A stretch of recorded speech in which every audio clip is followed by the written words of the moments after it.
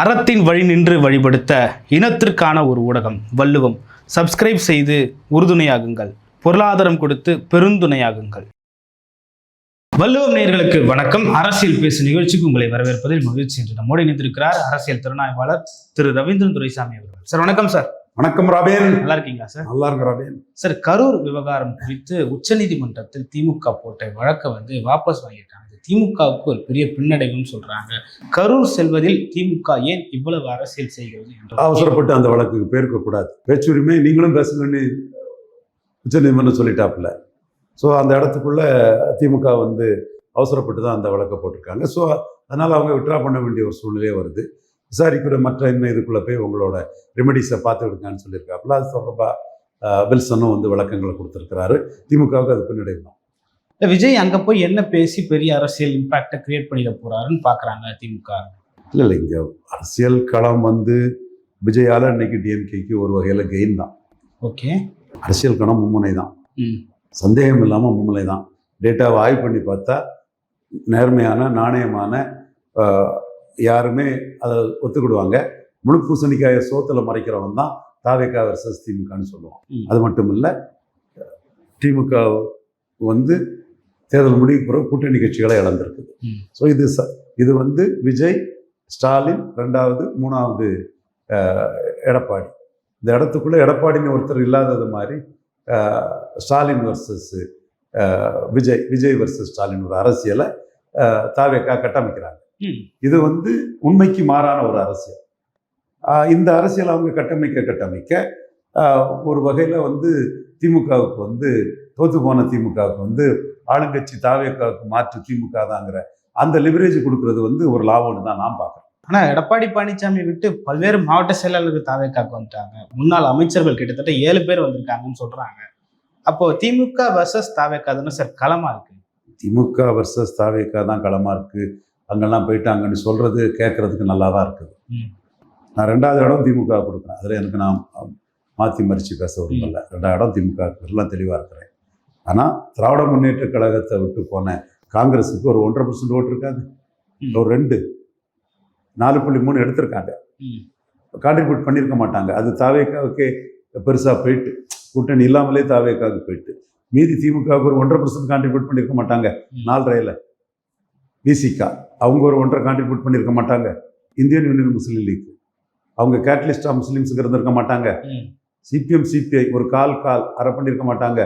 மதிமுக இப்படி ஒரு 5-6 கட்சிகளும் குறைஞ்சபட்சம் ஒரு 6 விழுக்காடு கான்ட்ரிபியூட் பண்ணியிருக்க மாட்டாங்க. இதெல்லாம் அரசியல் கட்சிகள். இந்த கட்சிகளுக்கு தான் நீங்கள் 5 சீட்டு கொடுத்தீங்க, 5 சீட்டு கொடுத்தீங்க, 27 சீட்டு கொடுத்தீங்க, 8 சீட்டு கொடுத்தீங்க, எல்லாம் கொடுத்துருக்கீங்க. அப்போ இந்த சீட்டுகளை வாங்கின கட்சிகள் 2 MLA 2 MLA 2 MLA 2 MLA 5 எம்எல்ஏன்னு 13 MLA வெற்றி பெற்ற அந்த கட்சிகள் திராவிட முன்னேற்ற கழகத்துக்கு குறைஞ்சபட்சம் பெரும்பான்மை இவங்க ஓட்டெல்லாம் 0வில் இருந்த விஜய்க்கு 35 வர்றதுக்கு இவங்க தான் காரணம். அதாவது ஸ்டார்டிங் பாயிண்ட்ல இருந்த விஜய் 35ங்கிறத ரீச் பண்றதுக்கு இவங்க தான் காரணம். அப்ப மீதி ஒரு 6 விழுக்காடு கொடுத்துருக்க மாட்டாங்களா? 31ல இருந்து 6 கழிச்சிடுங்க, 25 தானே திமுகவுக்கு வருது. அதே வேளையில அதிமுக ஒரு அணியாட்டு 27 இருக்காங்களா? அணியாட்டு பாஜக பாமக எல்லாம் சேர்த்து ஒரு அணியாட்டு 27 இருக்காங்கல்ல. அப்போ உங்களுக்கு 25க்கும் 27க்கும் அணியா 27, அங்கே ஒரு 25ம் 2 இடத்துக்கு ஃபைட்டுங்கிற லெவல் தானே அன்னைக்கு இருக்குது. ஓகே, இந்த அணியை உடைச்சா தானே திமுக 2 இடத்துக்கு வர முடியும். மோடி பிரதமர்னு சொல்லி அன்புமணியை கையில் எடுத்தாதானே எடப்பாடிக்கு அவங்க ஈடு கொடுக்க முடியும். இதுதானே யதார்த்த உண்மை. அப்போ அன்புமணிக்கு ஒரு ரோல் இல்லை, மோடி பிரதமருக்கு ஒரு ரோல் இல்லை, எதுவுமே இல்லைங்கிற மாதிரி காட்டுறது மாதிரி நீங்கள் தாவேகா வர்சஸ் திமுகன்னு சொல்றது எதை வச்சு நீங்கள் சொல்றீங்க? உண்மையிலே இந்த அரசு அமையணும்னா தாவேகா 108 தொகுதியில் திமுக அணியையும் அதனோட ஒட்டி நின்ற கூட்டணி கட்சிகளையும் ஸ்டாலின் முதல்வர் சொன்ன கட்சிகளையும் 108 இடத்துல தோக்கடிச்சது. ஏடிஎம்கே 47 இடம், அணியா 53 இடங்கள்னு நினைக்கிறேன், 53 இடங்கள்ல தோக்கடிச்சது. ஸோ இவங்க தானே ஒன்றிணைந்து ஆட்சி அமைச்சிருக்கணும். அப்படி ஒரு ஆட்சி அமைச்சுக்கிட்டு தாவேகா அணி வர்சஸ் திமுகன்னு சொன்னால் நியாயம். நீங்கள் திமுகவில் இருந்த கூட்டணி கட்சிகளை சேர்த்துக்கிட்டு திமுகவை பலகீனப்படுத்திக்கிட்டு தாவேகா அதிமுக கூட்டணி ஆல்மோஸ்ட் இன்டாக்டாக இருக்கும்போது எப்படி நீங்கள் தாவேகா வர்சஸ் திமுகன்னு பேச முடியும்? அது உண்மைக்கு புறம்பாதெல்லாம் இருக்குது. 2ஆம் இடத்துல திமுக இருக்குது, 3ஆம் இடத்துல அண்ணா திமுக இருக்குங்கிறது தான் 100க்கு 100 உண்மை. பட் நீங்கள் உங்களுக்கு சில ரீதியான ஒரு அச்சம் காரணமாக திமுக வர்சஸ் தாவேகான்னு ஒரு கட்டமைக்கிறீங்க. அது இல்லை. இது வந்து இந்த அரசியல் களம்ங்கிறது கர்நாடகா மாறிட்டு காங்கிரஸ், பாரதிய ஜனதா, தேவகவுடா, ஜனார்தன் எஸ், பீகார் மாறிட்டு பாஜக, லாலு, நிதிஷ், யூபி மாறிட்டு மாயாவதி, முலாயம் சிங் யாதவ், பாஜக. ஸோ இங்கே வந்து இருமுனை பைப்போலர்னு கேரளா மாதிரி இல்லை. என்னைக்கு விஜய் 35, ஸ்டாலின் 31, அதில் 6 பேர் போயிட்டாங்க. இது எடப்பாடி 27 வந்தாரோ அன்னைக்கே 3 மணி ஆயிட்டு. யாருக்கும் என்னைக்கு மெஜாரிட்டி கிடைக்கலையோ அன்னைக்கே 3 மணி ஆயிட்டு. ஏன் மெஜாரிட்டி யாருக்கும் கிடைக்கல? 108 இடத்துல தான் நீங்கள் திமுகவின் அந்த கூட்டணி கட்சிகளையும் தோற்கடிக்க முடிஞ்சது. 53 இடத்துல திமுகவின் அந்த கூட்டணி கட்சிகளையும் எடப்பாடி பழனிசாமி முதல்வருங்கிறவங்க தோற்கடிச்சிருக்கிறாங்க. ஸோ 53 இடங்கள்ல எடப்பாடி பழனிசாமி முதல்வருங்கிற ஒரு அணி திமுக அணியை தோற்கடிச்சதுனால தான் 108 வந்த விஜயால ஆட்சி அமைக்க முடிஞ்சது. இந்த 53 சீட்லையும் திமுகவே சேர்த்திருக்குன்னு வைங்க, மெஜாரிட்டியே வந்திருக்காது. ஸ்டாலின் ஆட்சி அமைச்சிருக்காரு. அப்போ ஸ்டாலினுக்கும் திமுக அணிக்கும் மெஜாரிட்டி வராமல் பண்ணது, பெரும் பங்கு விஜய்க்கும், கணிசமான பங்கு எடப்பாடி பழனிசாமிக்கு இருக்குது. இந்த கணிசமான பங்கு எடப்பாடி பழனிசாமிக்கு இருக்குங்கிறத மறைச்சி அரசியல் பேசுறது வந்து உண்மைக்கு புறனானது, உண்மைக்கு மாறானதுங்கிறதா 100க்கு 100 என்னுடைய பார்வை. இல்லை, ஏடிஎம்கேக்கு வந்து ஃபியூச்சர் இல்லை. இப்போ வந்து சட்டமன்றத்தில் வெளிநடப்பு பண்ணுறாங்கன்னா கூட ஏடிஎம்கே எடப்பாடி பழனிசாமியோட ஒரு 10 பேர் தான் போகிறாங்க. திமுகவுக்கு ஃபியூச்சர் இருக்கு, எதிர்கட்சியாக உட்காந்துட்டு இருக்காங்க. ஃபியூச்சர் இருக்கு இல்லைங்கிறதெல்லாம் ஒரு கருத்து தானே தவிர, அவங்க எடுத்த ஓட்டுக்கு ஒரு சரியான அலையன்ஸ் ஃபார்ம் பண்ணிட்டாங்கன்னா அதில் அவங்களுக்கு சீட்டு கொடுத்து தான் சேரணும். என்னோட பார்வை மும்முனை போட்டின்னா தாவேகா plus CPM, CBI, Visika, Congress, IUML, MDMK இவங்க 40 விழுக்காடு வாக்குக்கு மேலே வந்துடுவாங்க. திமுகவால் 40 பிடிக்க முடியுமா? 25ல் இருக்கிறவங்க. இன்னும் சொல்லப்போனால் திராவிட முன்னேற்ற கழகத்துக்கு கொடுத்த முஸ்லீம் வாக்குகளை வந்து ஐயுஎம்எல்லுக்கு அமைச்சர் பதவி கொடுத்தது ராகுல் பிரதமர்னு ஷிஃப்ட் ஆகும். அடுத்தால விசிகாவுக்கு 2 அமைச்சர்னு சொல்லும்போது பரையர் ஓட்டு ஷிஃப்ட் ஆகும். அப்படி இருக்கும்போது திராவிட முன்னேற்ற கழகத்தால் கூட்டணி பலம் இல்லாமல் 25 விழுக்காடு தாண்டிட முடியுமா? இப்போ திமுக அணியால் முடியாதுல்ல. அப்போ 25 தாண்ட முடியாதவங்க எப்படி 40க்கு மேலே போகக்கூடிய தாவேகாவை தோற்கடிக்க முடியும்? அப்படின்னா நீங்களா ஒரு கருத்து சொல்லிட வேண்டியதுதான். தாவேகா ஓட்டு ஒன் டைம் ஓட்டு, அந்த ஓட்டு நிற்காது, வந்துடும், நாங்கள் தோற்கடிப்போம்னு ஒரு கருத்தை சொல்லலாம். யதார்த்த அரித்மெட்டிக் வந்து அவர் 40 தாண்டி தானே நிற்கிறாரு. 25 எப்படி அதை பிடிச்சிட முடியும்? சரி, 40 தாண்டி நிற்கிறவரை 27 எப்படி எடப்பாடி தலைமையில் பிடிச்சிட முடியும்? முடியாதுங்கிறது தானே உண்மை. என்ன வேணாலும் சொல்லலாம், எதுவும் சொல்லலாம், அப்படி இப்படின்னு சொல்லலாம். அந்த ஓட்டு ஒன் டைம் ஓட்டுங்கிற மாதிரி நீங்கள் ஒரு கருத்தை முன் வச்சு கருத்துருவாக்கம் பண்ணலாம். பட் அது டிஸ்ப்ரூவ் ஆகாது வர அந்த ஓட்டு 35 விழுக்காடு ஓட்டுங்கிறத நம்ம ஏற்றுக்கிட்டு தானே போனோம். இவங்களுக்கு ஒரு 5 விழுக்காடு ஓட்டு குறைஞ்சபட்சம் இருந்தாலும் 40 பெருமை, 5 கூட இருக்கலாம். 5 இருந்தாலும் 40 தாண்டி பெருமை. அப்போ 40 தாண்டி இருக்கக்கூடிய அந்த அணியை கேப்சர் பண்ண பலம் ஸ்டாலினுக்கும் இல்லை, எடப்பாடிக்கும் இல்லை. அப்போ ஸ்டாலினுக்கு இல்லைன்னு தெரிஞ்சுக்கிட்டு தான் ஸ்டாலின் எடப்பாடியும் சேர்ந்துடக்கூடாதுங்கிற அச்சத்தில் அவங்க வந்து ஸ்டாலின் போட்டியாளர், அப்பாவை காணலை, அப்பாவை தான் காணலை. இன்னொருத்தர் வந்து எல்லாரும் பெறாத லீடிங்கோட 2000 ஜெயலலிதா மரணத்துக்கு பிறகு 2021 வரை முதல்வராக இருந்த ஒருத்தர் வந்து யாருமே பெறாத பெரிய அளவு ஸ்டாலின் தோத்தே போனார். விஜய் பெறாத லீடிங்கோட ஒருத்தர் வந்து சபையில் இருக்கிறார, அவர் அங்கே பெரிய லெவலில் இருக்க தானே செய்கிறாரு. ஸோ இங்கே வந்து திமுகவும் இருக்குது, அதிமுகவும் இருக்குது.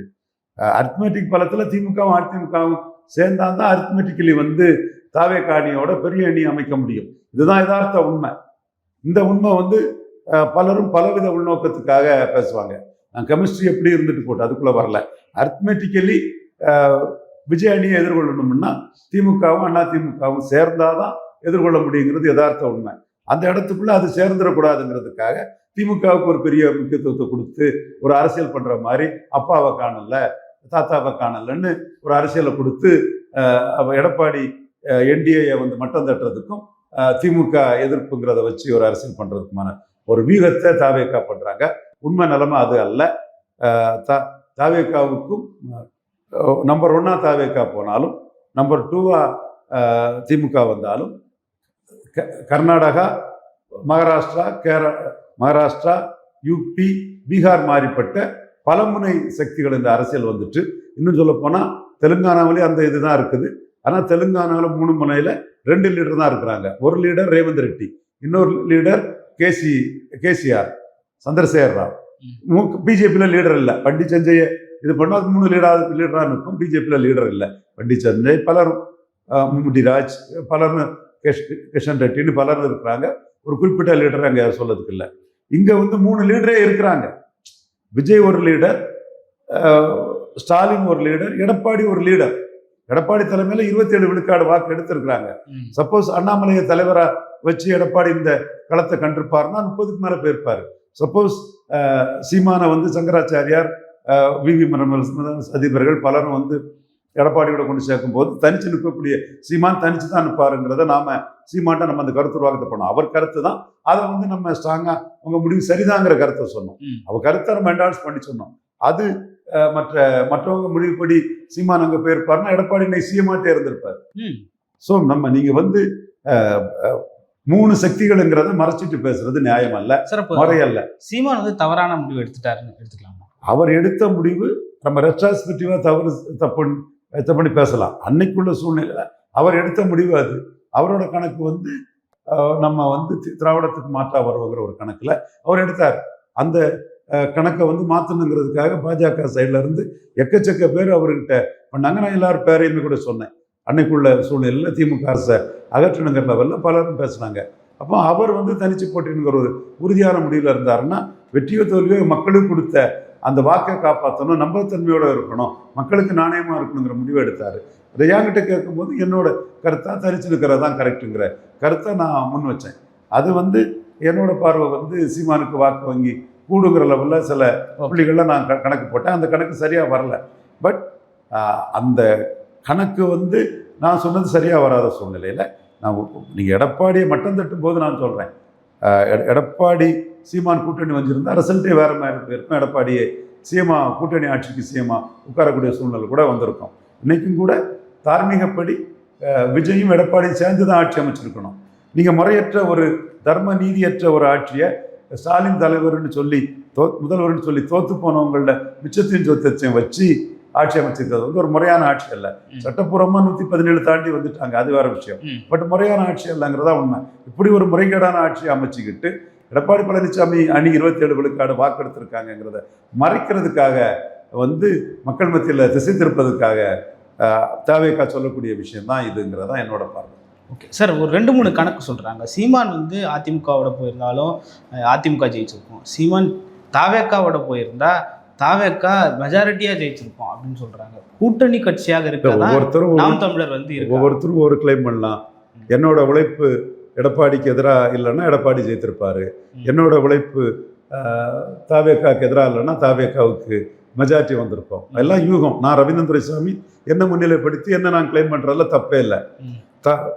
இது தேமுதிக அலையன்ஸ் வந்து அதிமுக அணியிலிருந்து திமுகவை கொண்டு போனது நம்ம தான். நம்மளோட கருத்து உருவாக்கமும் பங்களிப்பும் நாலேஜ் ஒர்க்கும் அதுக்கு பெரிய அளவுக்கு அது துணை நின்றது. நம்மளோட அந்த கன்வின்சிங் இதுதான் பொசிஷன் தான் வந்து அவங்கள வந்து ஒரு முடிவெடுக்கிறதுக்கு சொல்லிச்சு.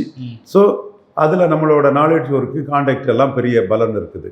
ஸோ அந்த தேமுதிக அங்கே நின்று இருந்தாங்கன்னா ஒரு நான் தலித் கன்சால்டேஷனுங்கிறது வந்து பெரிய அளவுக்கு என்டிஐக்கு கிடச்சிருக்கிறோம். அண்ணாமலை வந்து பிரச்சாரம் பண்ணும்போது வந்து நாம தான் அண்ணாமலை பேரளவு பிரச்சாரம் பண்ணுறாருங்கிறத நாம தான் மக்கள் மத்தியில் இதில் இந்த அணி ஜெயித்தா அண்ணாமலை ஆதரவாளர்களுக்கு அண்ணாமலைக்கு நஷ்டம்தாங்கிறத நாம தான் பிரச்சாரத்தில் முன் வச்சோம். அடுத்தால வந்து மோடியை இது பண்ணிட்டாரு, அவருக்கு ஏன் நான் சப்போர்ட் பண்ணுங்கிற கேள்வி நம்ம கேட்டோம். அடுத்த முக்குலத்தோர் சமூகத்தை வந்து எடப்பாடிக்கு எதிராக திருப்பினதை நம்ம தான் செய்தோம். ஸோ ஓபிஎஸ்ஸை வந்து திமுக அணிக்குள்ளே கொண்டு போய் சேர்த்ததை நம்ம தான் செய்தோம். பட் இதெல்லாம் வந்து விஜய் வெற்றியில் மறைக்கப்பட்டுட்டு பட் நாம கிளைம் பண்ணலாமே. ரவீந்திரன் துரைசாமியோட ஒர்க்கும் பண்ணலைன்னா சீமான் அவர் தான் உறுதியாக இருந்தார். அது நம்ம ஒன்றும் அவர் இது பண்ணலை. உறுதியாக இருந்த சீமானுக்கு மேலே ஆக்கமும் ஊக்கமும் நம்ம தான் கொடுத்தோம். ஸோ இதெல்லாம் இந்த திசையில் நடக்கலைன்னா எடப்பாடி தான் சிஎம் ஆகிருப்பாருங்கிறத நம்ம சொல்லலாமே. அதே போல் விஜய் வாரத்தில் கூட எம்ஜிஆர் ஜெயலலிதா பேரை சொல்லி செங்கோட்டையன், சத்யபாமா, ரெட்டியார்பட்டி நாராயணன், ஆர்எஸ் முருகன், விஎஸ் பாபு, தென் தூசி மோகன், இது நிறைய பேர், ராஜலட்சுமி, அவங்கெல்லாம் கேண்டிடேட் ஆகலை.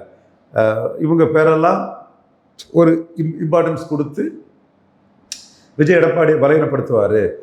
அம்பேத்கர் சொன்ன மாதிரி ஐடென்டிஃபை த எனிமின்னு சொல்லும்போது எடப்பாடி தான் எதிரி, ஐயரும் நாடார் என்ன செய்யணும்னு சொன்ன எடப்பாடி தான் எதிரின்னு சொல்லி நம்ம இவ்வளோ ஒர்க்கும் எடப்பாடிக்கு எதிராக பண்ணோம். ஆனால் எடப்பாடியை சீஃப் மினிஸ்டர் ஆயிருப்பாரு.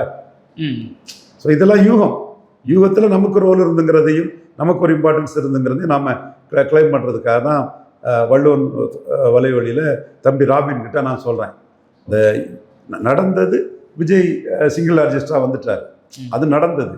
யூகம் பல வகையிலும் இருக்குது. நம்ம ஒர்க்கு இந்த அளவுக்கு இருந்ததுங்கிறத நம்ம பதிவு பண்ணுறோம். அதே மாதிரி யூகத்தின் அடிப்படையில் பல விஷயங்களையும் பலரும் பேசலாம். பட் என்ன நடந்ததுன்னா, விஜய் 3ஆவது தான் வருவார், அவர் 35 வந்துட மாட்டாருங்கிறதுல தான் எடப்பாடியும் நம்பினார், விஜயும் நம்பினார், திமுகவும் நம்பினார், ஆர்டியும் நம்பினேன்.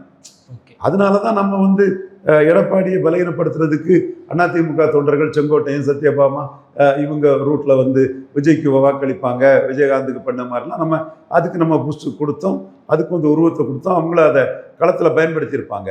காரணம், விஜய்க்கு 3ஆவது இடம் தான் நம்ம கொடுத்தோம். முதல் இடம் வந்த பிறகு நம்ம ரெட்ராஸ்பெக்டிவாக பல விஷயங்களையும் நம்ம சொல்லலாம். ஏன் திருமாவளவன் நின்று இருந்தாருன்னு கூட போலரைசேஷன் வந்திருக்கோம். திமுக எடப்பாடியை தான் எதிரியாக பார்த்தாங்க. அதனால திருமாவளவன் நின்னா மற்ற இடைநிலை ஜாதிகள் வாக்கு, ரெட்டி, நாயுடு, உடையார், வெள்ளாளர் இவங்கெல்லாம் வன்னியரோட சேர்ந்து எடப்பாடிக்கு பேர் போன அச்சப்பட்டு திருமாவளவனை நிற்காண்டான்னாங்க. திருமாவளவன் நிற்காதன் விளைவு பரையர் சமூக வாக்கு திருமாவளவனை அவமானப்படுத்திட்டாங்கன்னு அவங்க விஜய்க்கு தரப்புக்கு போயிட்டாங்க. அப்போ கூட திமுக எடப்பாடியை தான் எதிரியாக நினைச்சாங்களே தவிர விஜய் எதிரியாக நினைக்கல.